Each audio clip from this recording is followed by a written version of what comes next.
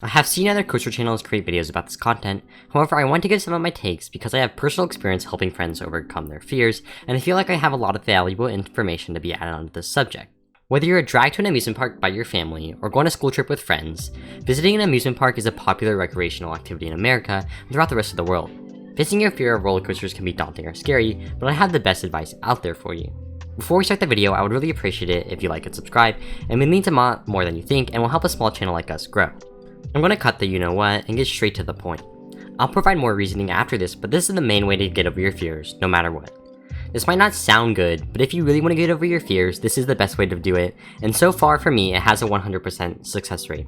So here it is. Go to an amusement park with friends that like roller coasters and they want you to ride them as well. Hopefully you are the type of person to submit into peer pressure, and they will force you on the ride. Like I said, it does not sound too fun or good, but it works. Before going in the park, tell your friends, force me to go on this no matter what. You then eliminate the choice that you have. If you do not have a choice, then of course you have to ride it, and most of the time, people end up enjoying it. One more point to make, bigger is not better, and smaller is not better.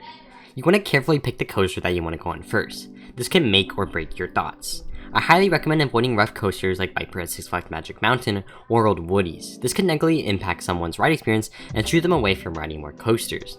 Additionally, I don't recommend wooden coasters in general because they aren't as daunting as some of the steel coasters, and even after a ride on a wooden coaster, a hyper coaster and multi-looper can be daunting.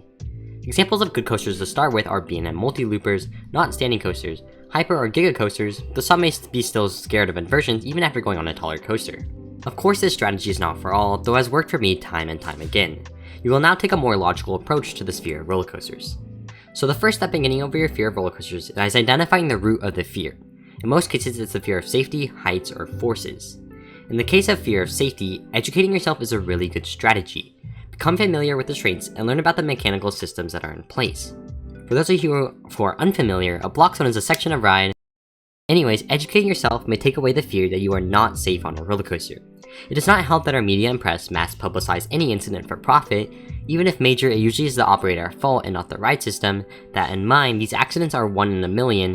You have a much higher chance of dying in a car accident on the way to the amusement park than on a roller coaster itself. I do not really feel like pulling a costumes and naming all the statistics, just know that it's low, and it's really low. If you're scared of heights, then I would do what I call my send it strategy. You may end up liking it in the end. If this does not work for you, then I have another solution. Slowly working your way up from kiddie coaster to the biggest coaster will help a lot.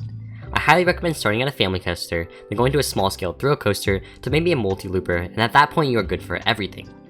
For example, at Great Adventure, I would start with Harley Quinn Crazy Train, then do Runaway Mine Train, then do Medusa, and at this point you should be able to conquer the large scale roller coasters like King Ka or El Toro.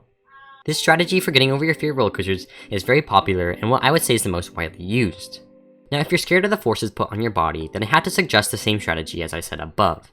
This will introduce you to minor forces in the beginning, and slowly grow until you're hitting the extreme mark. This will help you build your tolerance and allow you to adjust to what's upcoming. Now, if you are prone to motion sickness like my parents and come off a coaster quite woozy, then you have 2 options. 1, accept that roller coasters are not for you, or 2, build your tolerance. Building your tolerance might take some time, and it involves the strategy of gradually increasing the intensity and getting some rewrites. In the case of me, whenever I marathon, I get hammered, or ride back to back to back, I also get hammered. I do not have the tolerance that many other thoozies have. I feel like this is the one thing that's going to hold me back on long international trips or road trips, but my tolerance will grow over time. After all, I am a thoozie and I do ride a whole bunch of roller coasters. Now that you know some good strategies for different scenarios, I want to tell a story about someone who you all may know, Tom Scott. Recently, he has posted on his second channel, Tom Scott Plus, on his adventure to Alton Towers about his fear of roller coasters. He expressed that his fear was derived from the forces put on his body by coasters. He gradually went up intensity levels until he overcame his fear. That being said, even getting off Wicker Man, he was still deathly scared of Nemesis. However, after the first drop in inversion of Nemesis, he's had the biggest smile on his face. Tom Scott overcame his fear of roller coasters, and I suspect he's a thoozie now. Apparently, he really likes B&M steel coasters, the ones that are airtime filled, so basically the hyper model. He also says that he's been to Six Flags Great Adventure and Great Escape, that I know of. In his FAQ, he said that he is overly interested in coasters and found something new to learn about.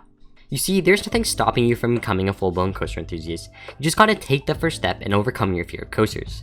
Whether it's gradually working your way up, or taking the send it strategy I came up with, the choice is up to you and you no longer have a reason to be scared of coasters. That's it for today's video guys, and as always make sure to like and subscribe. I will see you in the next one, bye.